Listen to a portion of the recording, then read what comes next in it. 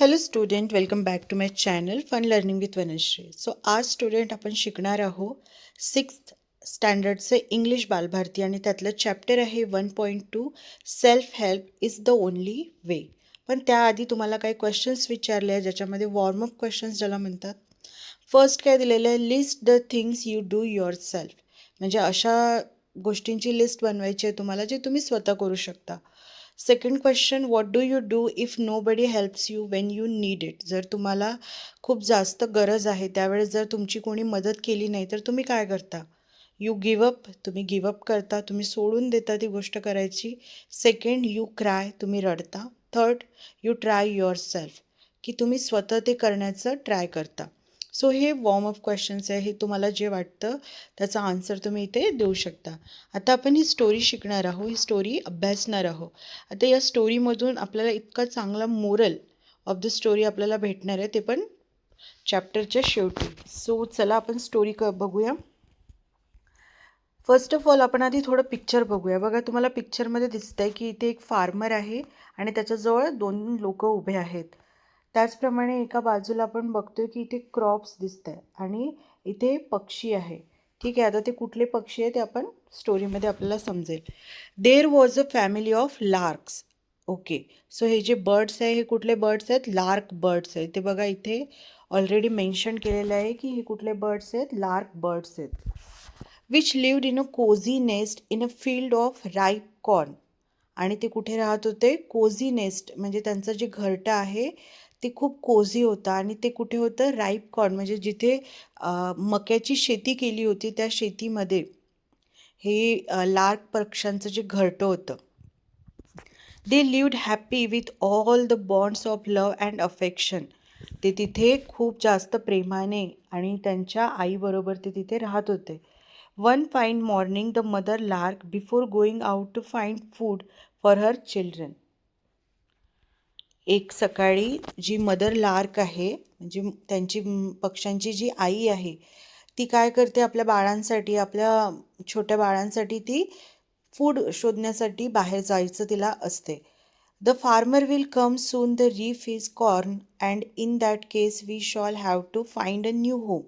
So you keep your eyes and ears open today and tell me what you see and hear when I come home tonight. So ती तिच्या मुलांना alert करत तिच्या मुलांना सांगते की हे बघा, आपण इथे राहतोय पण इथला जो मका आहे हा मका काय झालेला आहे? हा पिकलेला आहे, म्हणजे हा रेडी झालेला आहे. तर इथे कधीही फार्मर, ज्याचं हे शेत आहे, तो फार्मर कधी पण इथे येऊ शकतो आणि तो हा जो मका आहे हा काय करू शकतो? तोडून घेऊन जाऊ शकतो. सो तुम्ही त्याच्यावरती लक्ष ठेवा. तुमचं काय पाहिजे? तो काय बोलतोय, तो दिवसभरात काय करतोय याच्यावर तुमची नजर असू द्या.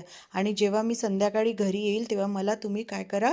रिपोर्ट करा की दिवसभरामध्ये काय झालेलं आहे. When the lark came home in the evening, she found her family very disturbed. Oh, mother, they tried. We shall have to leave this place as soon as possible.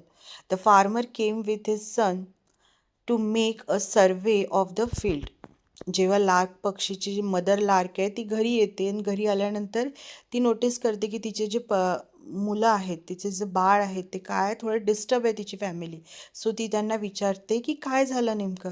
तर ते मुलं तिला सांगतात की ओ मदर, दे क्राईड, ते रडत रडत सांगतात की आपल्याला हे जे घर आहे आपलं, हे घरटं आपल्याला जेवढ्या लवकर, ॲज सून ॲज पॉसिबल, आपल्याला जेवढा लवकर शक्य आहे तेवढ्या लवकर आपल्याला हे घरटं सोडावं लागेल. The farmer came with his sons, म्हणजे फार्मर जो आहे तो आपल्या मुलासोबत इथं आला होता आणि तो सगळ्या शेताचं काय करत होता? सर्वे करत होता. त्याला हे काय करायचं आहे? लवकरात लवकर शेत रिकामं करायचं आहे. The farmer said to his sons, the corn is ready for cutting. We shall have to call all our neighbours to reap it tomorrow. ते लोक बोलत होते. फार्मर आपल्या मुलाला म्हणत होता की कॉर्न काय झालेलं आहे, मका जो आहे तो रेडी झालेला आहे, तर आता आपल्याला हार्वेस्ट केला पाहिजे, म्हणजे आता आपल्याला याची कटिंग केलेली पाहिजे. आणि त्यासाठी आपल्याला जेवढे पण आपले नेबर्स आहेत त्यांना बोलून घेऊया, म्हणजे ते आपल्याला काय करतील? हे जे मका आहे ते कटिंग करण्यामध्ये हेल्प करतील. The mother lark gave a patient hearing to her young ones and said with a smile, there is no danger eight.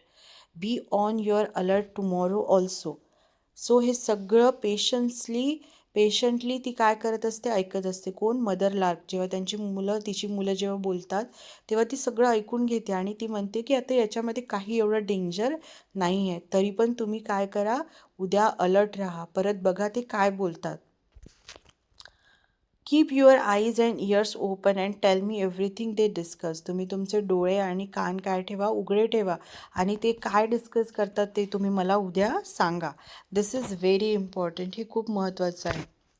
Next day in the evening when the lark return she found the little larks terribly frightened. Frightened म्हणजे काय मुलांनो? बघा इथे हा जो word आलेला आहे फ्रायटेंड, हा वर्ड म्हणजे फ्रायटेंड म्हणजे घाबरलेला. जेव्हा ती घरी येते आणि घरी आल्यानंतर ती बघते की next day in the evening when the lark return she found the little larks terribly frightened. जेव्हा दुसऱ्या दिवशी ती परत घरी येते तेव्हा ती बघते की तिचा जो मुलगा आहे, तिचं जे बाळ आहे ते खूप घाबरलेला आहे. We must leave this place by tomorrow at any cost. आणि तो आपल्या आईला सांगतोय की आपल्याला ही जी जागा आहे, आपल्याला हे जे आपलं घरटं आहे, हे कुठल्याही कॉस्टमध्ये आपल्याला हे सोडायचं आहे. कॉस्टमध्ये म्हणजे काय? कोणत्याही हालतीत आपल्याला हे घर रिकामं करायचं आहे. दे क्राईड आणि ते रडायला लागतात. The farmer had come here again and said this corn needs to be cut at once. म्हणजे ते सांगतात की आज पण शेतकरी आला होता, आज पण फार्मर आला होता आणि तो म्हणत होता की आपल्याला हे जे कॉर्न आहे हे आपल्याला कोणत्याही हालतीत काय करायचं आहे, कट करायचं आहे. If your neighbours don't come we shall call our relatives. जर आपले नेबर्स येत नसतील तर आपल्याला कोणाला बोलवलं पाहिजे? रिलेटिव्सला बोलवलं पाहिजे. Go and tell your uncles and cousins that we need their help to reap the corn tomorrow. Reap म्हणजे काय? तर रीप म्हणजे हार्वेस्ट करणे, कटिंग करणे. तो जो मका रेडी झाला होता त्याला कट करणे, त्याला रीप म्हणतात. ठीक आहे. तर तो जो फार्मर आहे तो आपल्या मुलाला काय ऑर्डर देतो की जरी नेबर येत नसतील, जी शेजारपाजारचे लोक येत नसतील तर ठीक आहे, पण तू तुझ्या आपल्या रिलेटिव्सला आपण सांगू, तू जाऊन तू काकांना सांग की मला त्यांची काय आहे गरज आहे, ते उद्या शेतावर या.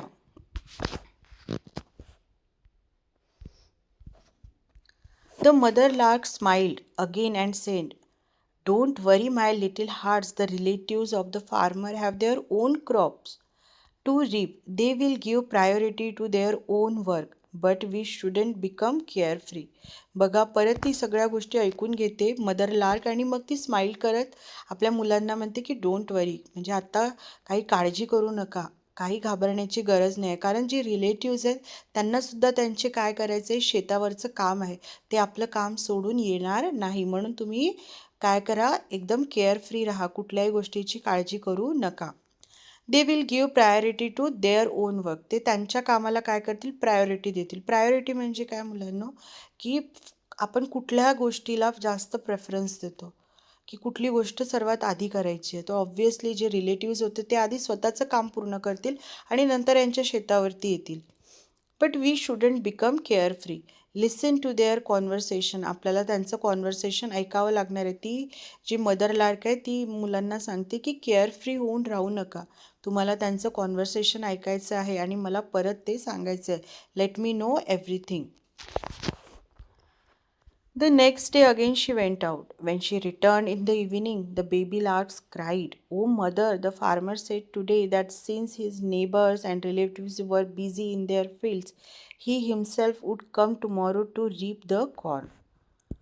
द नेक्स्ट डे मदर लार्कला परत त्याचे बेबी लार्क जे आहेत ते सांगतात की मदर, आज परत फार्मर आला होता आणि म्हणत होता की जरी नेबर्स येत नसतील किंवा रिलेटिव्ज येत नसतील, त्यांना त्यांच्या शेतावर काम असेल तर काही फरक पडत नाही, आपण काय करूया, आपण स्वतःच हे काम करूया. So now there is no point in staying here any more. आणि तो म्हणते की आता काही पॉईंट नाही आहे की आपण इथं थांबायला पाहिजे, आपल्याला लगेच निघायला पाहिजे.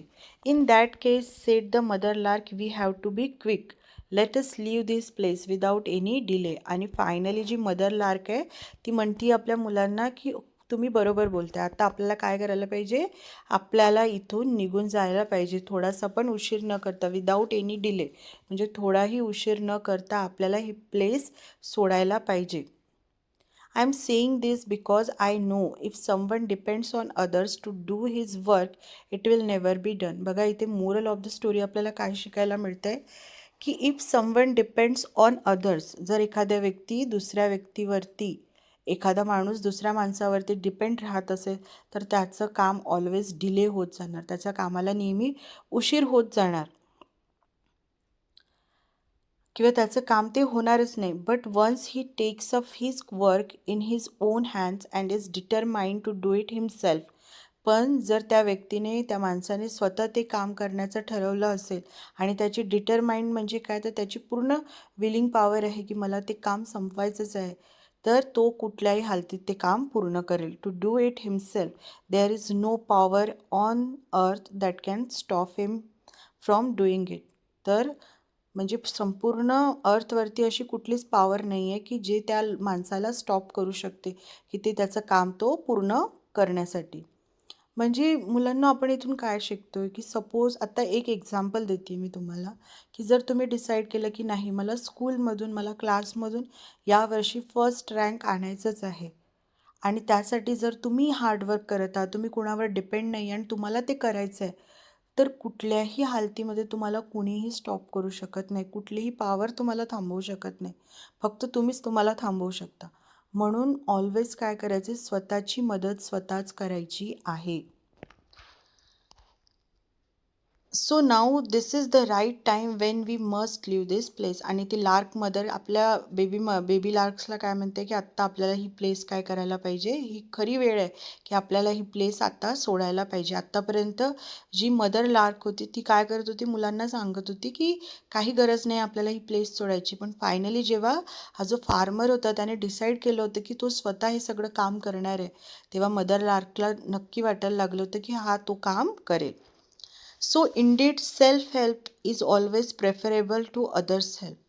बघा, self help is always preferable म्हणजे स्वतःची मदत करणे हे ऑलवेज प्रेफरेबल असलं पाहिजे टू अदर्स हेल्प, म्हणजे दुसऱ्यांच्या मदतीपेक्षा. आता इथे बघा वर्ड बास्केट दिलेली आहे. Cosy, cosy means warm, comfortable and pleasant. Reap, to cut और gather. Survey, to examine or inspect. Priority, something that is most important and should be dealt with first. Determined, having made a firm decision to do something. Preferable, more desirable or suitable. I hope student he story तुम्हाला समजली असेल. जर तुम्हाला ही story समजली असेल तर व्हिडिओला like करा, शेअर करा, सबस्क्राईब केल्याशिवाय जाऊ नका. Thank you for watching.